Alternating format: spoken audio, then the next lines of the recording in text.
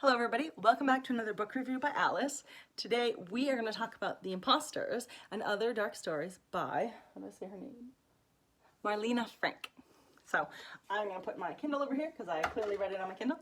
And as you can see, I gave this book a 3 stars. Now, I'm going to preface this review and this specific number here with a warning that I apparently still don't like short stories. So this is a short story collection, so take everything I'm about to say with a grain of salt. So I bought this book in October last year for kind of like a Halloween sale. I wanted to support some indie authors and a bunch of them had dark, creepy tales. And so I picked this one up. I didn't realize when I picked it up that it was all short stories by one author, but you know what, doesn't matter, short stories, whatever, I thought I'd give them a try. This book has reiterated for me that I don't like short stories. I don't know why I don't like short stories. I think it's just because when I buy books, I like big books and I like series and I like things that continue on and have a lot of detail in them, and you don't get that with a short story. So you'll notice by a lot of my bookshelves that the books tend to be on the larger side for me, and so even the book I wrote, like, look at my book. My book's not skinny either. It's 474 pages. And that's after we cut it down. So I think just because I like a lot of detailed description in that, the fact that short stories are little. The other problem I found with this was that I went in expecting really dark and creepy. Some of them were dark and creepy, some of them were just straight up weird. And I did really like one of them, the one at the beginning about sorceresses was super awesome.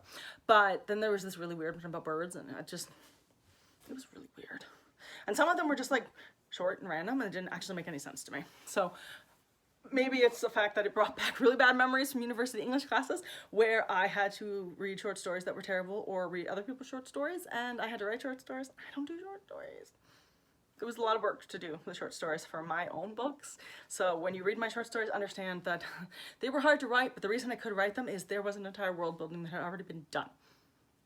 Everybody who reads my short story compilation, they're aware of the world building in Torian already because it's in all the books, or I didn't have to put it in the short story because it's coming in the big books, so I didn't have to worry about that. But short stories where I don't get a lot of the world building, I'm not sure what's happening, and I don't know where it's taking place, they just don't do it for me.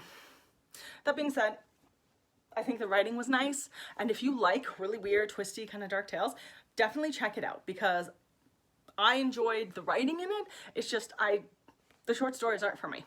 So if you like short stories and you like dark and twisted kind of things, then I would definitely recommend you check this book out because I think you will enjoy it more than I did, just because I look at everything and go, ew, short story.